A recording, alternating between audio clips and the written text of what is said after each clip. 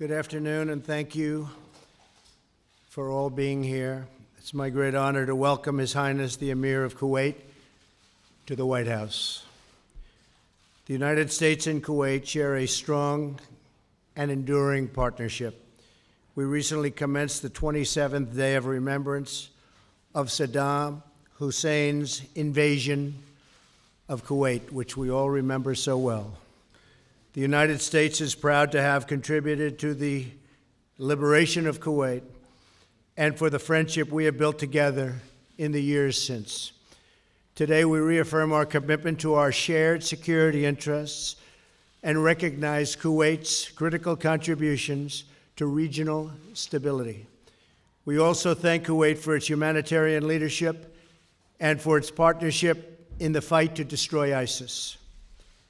During my trip to Saudi Arabia, I spoke to the leaders of more than 50 Arab and Muslim nations about the need to confront our shared enemies, murderous terror groups that threaten all civilized people.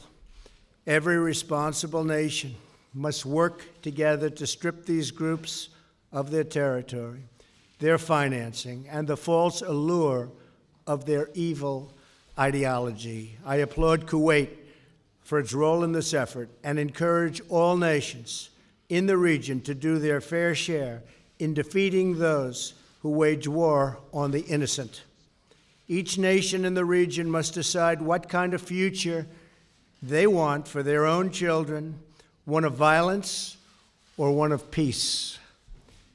That also means confronting those, such as the Iranian regime, who support terror groups and radical militias. Cooperation between America and Kuwait has never been stronger, never ever.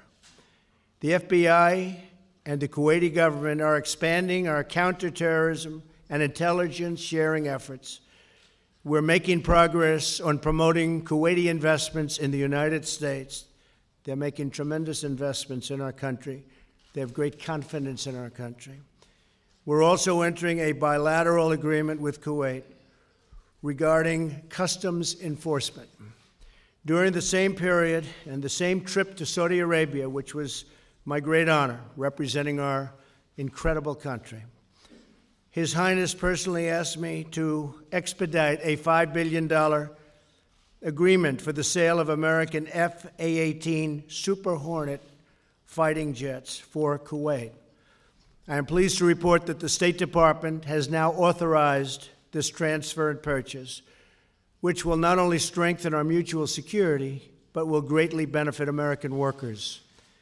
Kuwaiti's investments in America through its Sovereign Wealth Fund are profitable for Kuwaiti people, and they create many, many jobs in the American workforce. I am pleased to report this year that Kuwait has taken delivery of 10 American-made Boeing 777 airliners. They're beauties.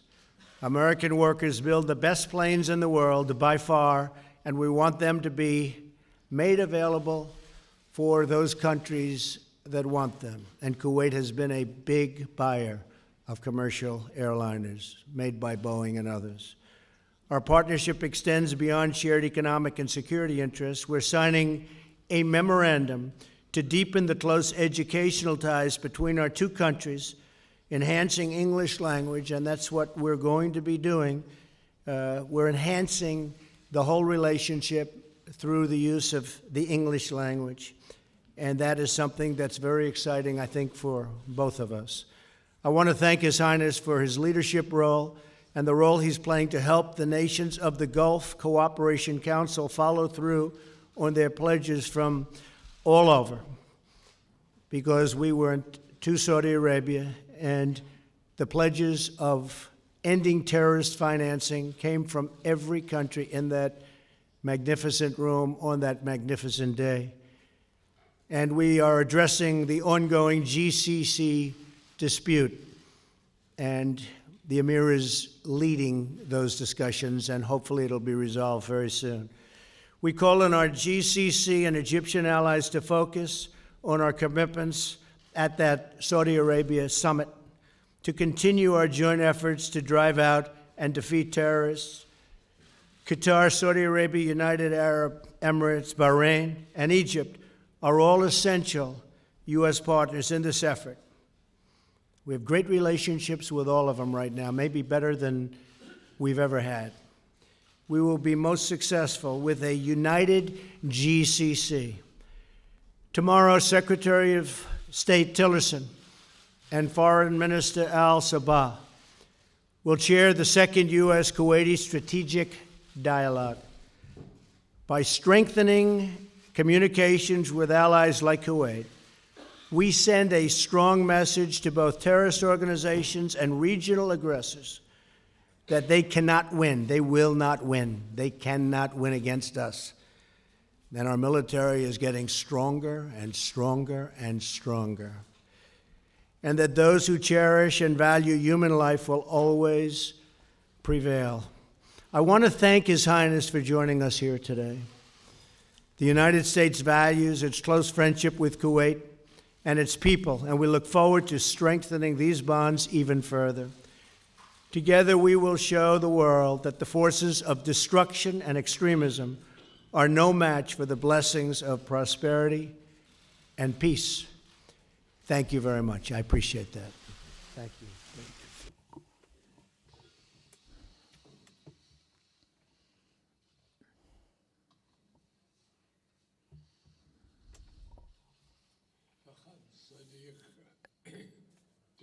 My dear President, Mr.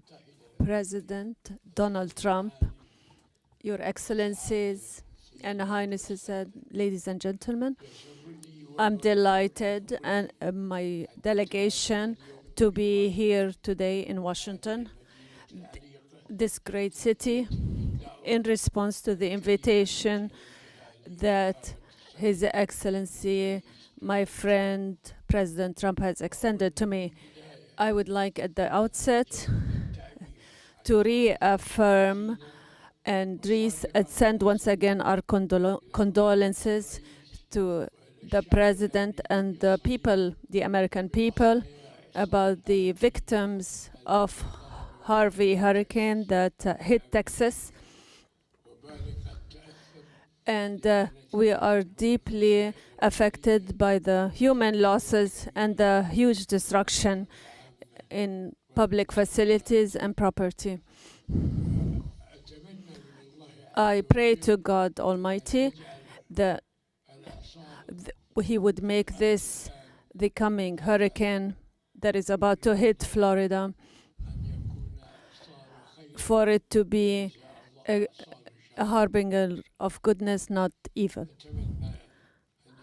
I wish and hope that the losses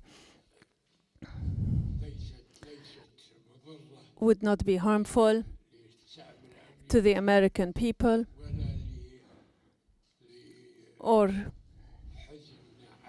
and would not cause further sadness and grief for those who will fall victim to this hurricane.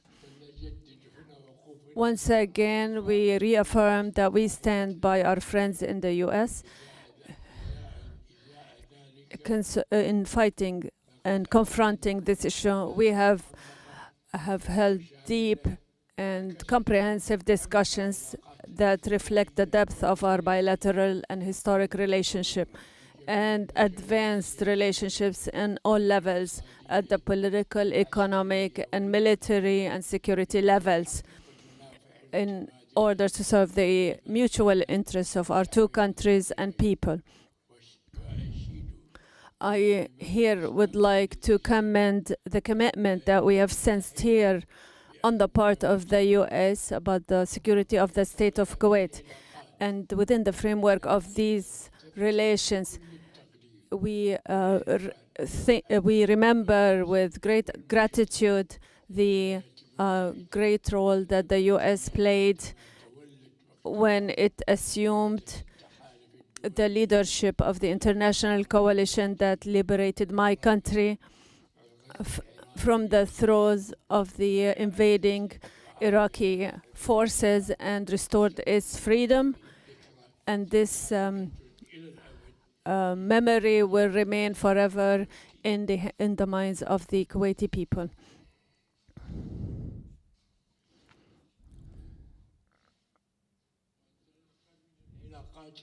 We also highly value the strategic relations between our two countries. We have discussed the situation in the country, foremost among which is the unfortunate dispute between our brothers in the Gulf region and our efforts to contain it, and the international support that we have received for these efforts.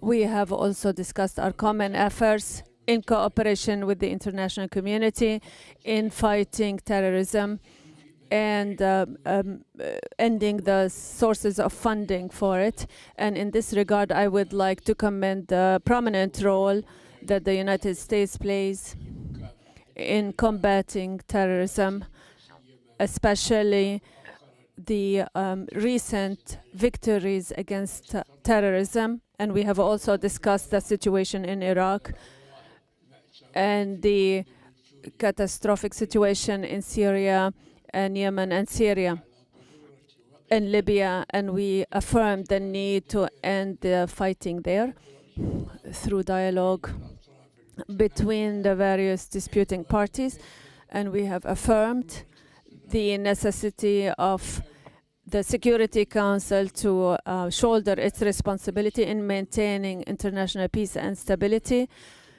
which represents the because the continuation of those struggles continues to be a threat. With respect to the Palestinian question, we have praised the recent U.S. efforts to move the peaceful process, and we affirmed the need to join efforts in order to reach a comprehensive and lasting solution to this problem on the basis of a two-state solution and in accordance with the international legitimate resolutions and the Arab Peace Initiative. Once again, I thank His Excellency the President for his kind invitation to us and for his kind hospitality, and we look forward to meeting with His Excellency the President in the state of Kuwait within the framework of our efforts to further enhance our relations and build on our strategic relationship in the service of the interests of both countries and peoples. Thank you, Mr. President.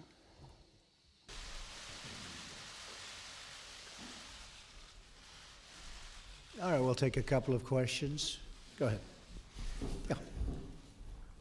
Actually, we'll go somebody else this time, John. You've been doing enough, John. Go ahead, John. CBS. Major. Here we go. Thanks. Mr. President, on the question of North Korea, the country feels that a crisis is coming. Some lawmakers, Lindsey Graham among them, have almost described the situation as inevitably leading to war. I don't want to ask you if you think it's inevitable. What I do want to ask you is, as President of the United States, would you tolerate a nuclearized North Korea that is contained and deterred, but still nuclear? Or would it have to abandon nuclear weapons, and would military action on the part of the United States be one of the options necessary to achieve that goal? Military action would certainly be an option. Is it inevitable? Nothing's inevitable. It would be great if something else could be worked out. We would have to look at all of the details, all of the facts, but we've had presidents for 25 years now. They've been talking, and the day after an agreement is reached, new work begins in North Korea, continuation on nuclear. So I would prefer not going the route of the military, but it's something certainly that could happen. Our military has never been stronger. We are in a position now, and you know the new orders, you see the numbers just like I see the new numbers. It's been tens of billions of dollars more in investment, and each day new equipment is delivered, new and beautiful equipment, the best in the world, the best anywhere in the world, by far. Hopefully we're not going to have to use it on North Korea. If we do use it on North Korea, it will be a very sad day for North Korea. Do you have a question for the Amir? Follow-up, is it acceptable for you as president for North Korea to be nuclearized but contained and deterred? Is that a strategy we're going to see what it is? I don't negotiate with you. No, I'm not negotiating with you. Maybe we'll have a chance to negotiate with somebody else, but I don't put my negotiations on the table, unlike past administrations. I don't talk about them. But I can tell you that North Korea is behaving badly, and it's got to stop. Okay? A question for the Emir? Your Excellency, you mentioned in a general sense the situation with Qatar. How optimistic are you about it being resolved, and what role would you like the President of the United States to play in achieving a resolution?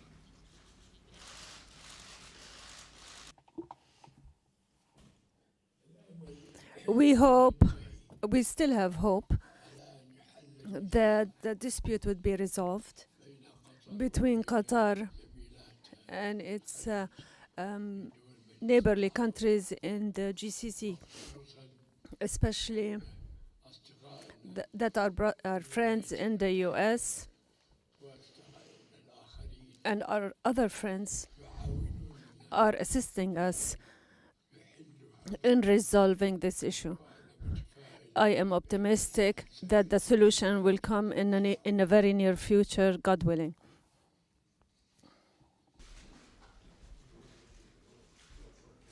Question for the, yes, for the Emir first, yes. My question is for you, Mr. President, first. Kuwait News Agency, Kuwait شروق صادقي. هل تؤيدون دور الوساطة؟ Do you support the Kuwaiti mediation role between Qatar and the four countries, and do you support the holding of a conference that will include all parties in Kuwait? Thank you. Well, I do appreciate and respect the mediation.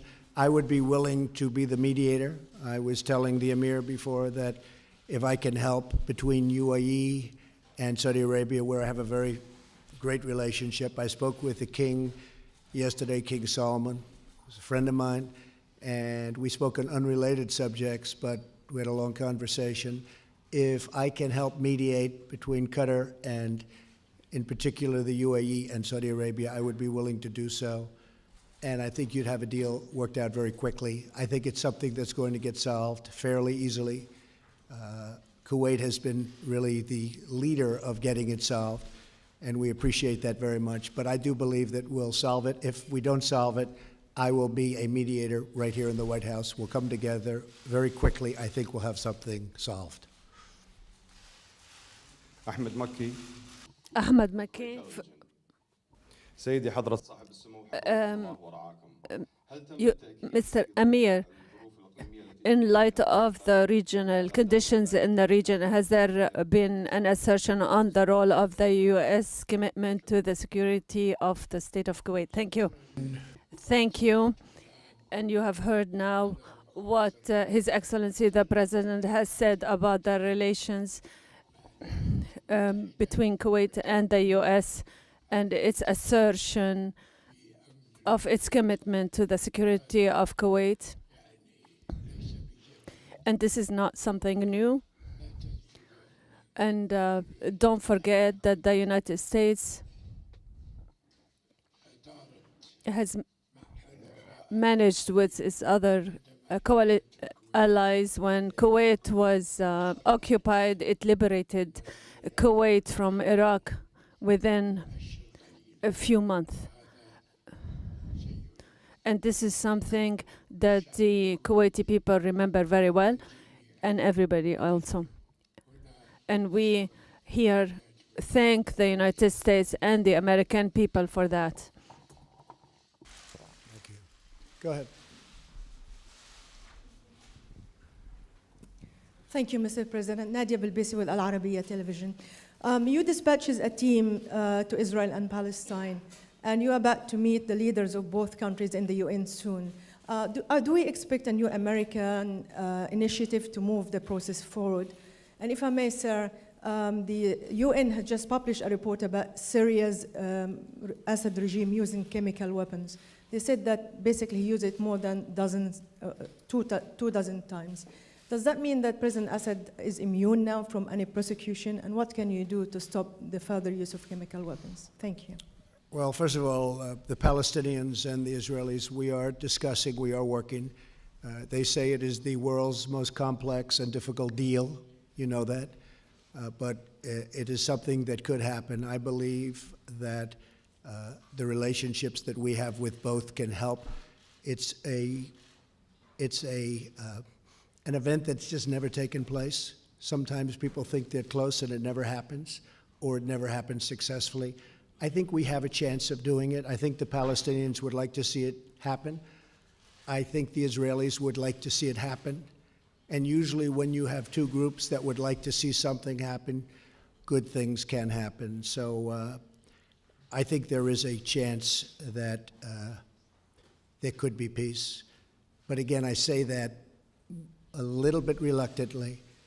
We're going to give it our best. We have tremendous talent working on that particular transaction. As you know, David Friedman, the ambassador, is very much involved. We have a great group of people. We'll see what happens. As far as the chemical weapons, I find it hard to believe that after what we did the last time, that Assad would do that again.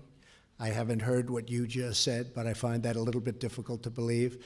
But nothing would change. We would be extremely upset if he was using chemical weapons.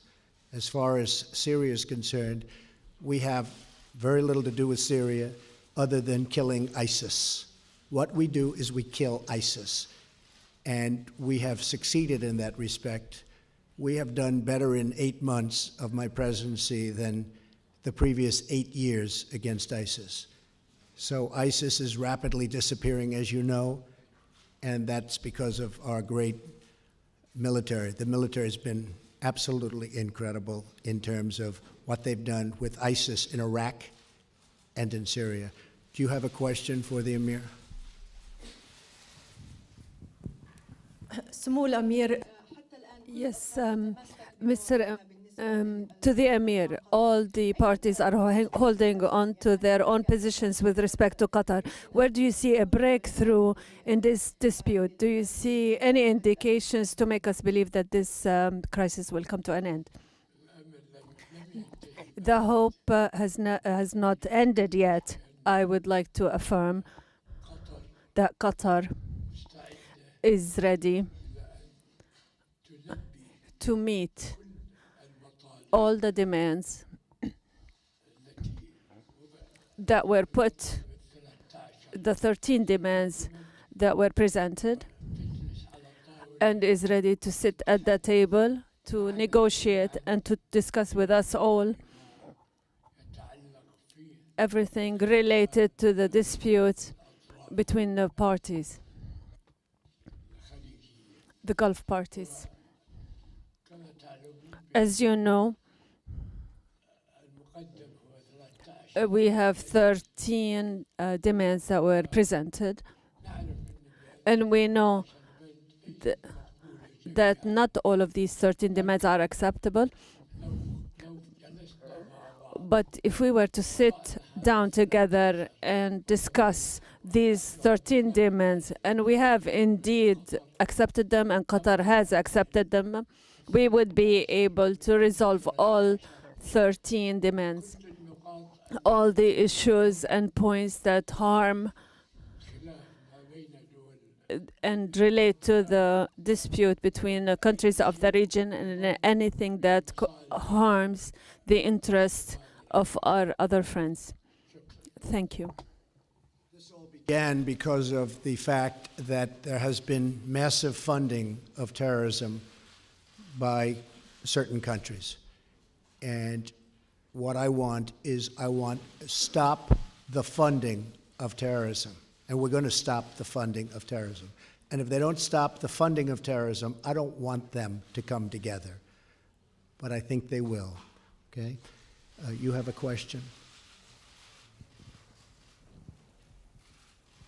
Your people have a question, yes.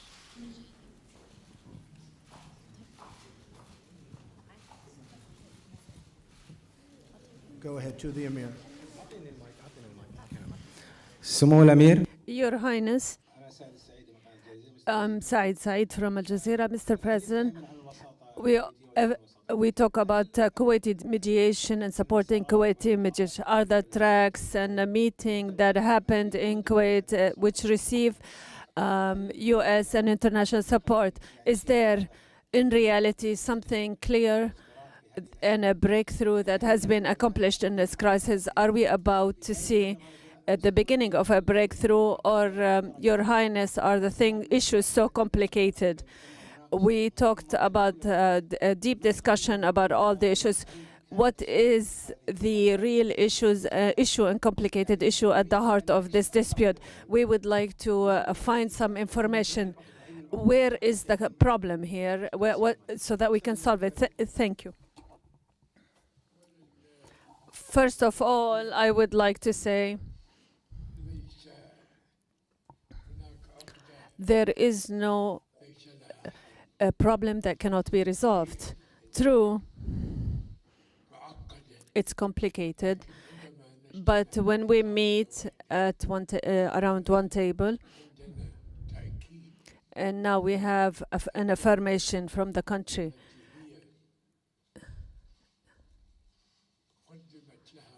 to which some demands were presented by its brotherly nations in the Gulf region. When we hear that it's ready to discuss all these demands, we are not among those countries, but we are guarantors, and we can guarantee that we will pressure Qatar, because it's not in the interest of Qatar to remain outside the flock. Rather, it should join its brothers in the GCC. As you know, thank God, the wisdom of our brothers in the Gulf region,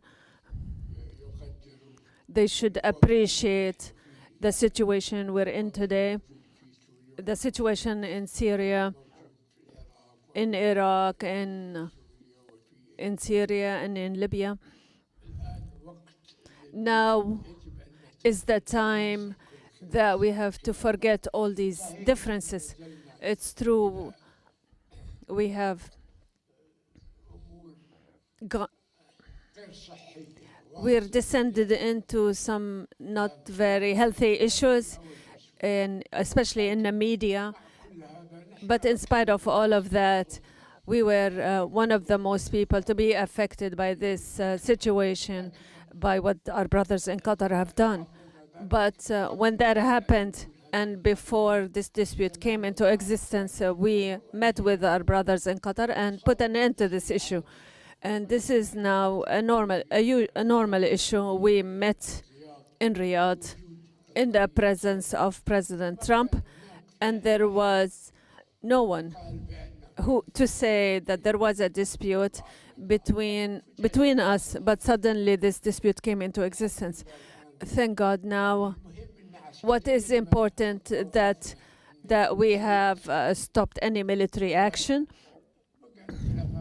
And these disputes, as I said, they are complicated, and we have seen the media campaign that is totally unacceptable to the people, because the media coming out of this country is against the people, not the rulers. And for that reasons, we have received from Qatar a letter in response to the letter I sent them, and they are willing to sit down at the table and discuss all these demands which the other parties have put down. And we're talking about 13 demands, and I'm certain that all these 13 demands, some of them, a great part of them will be resolved, and the other part, and perhaps we might not accept them, because anything that affects sovereignty, we would not accept. But we are very hopeful. We have great hope in our friends in the US that they will assist them to restore things to where they used to be. Well, that is a problem that we will get resolved, and I'm very, very honored and happy to know that you have problems with the media also. Thank you, everybody. Thank you very much.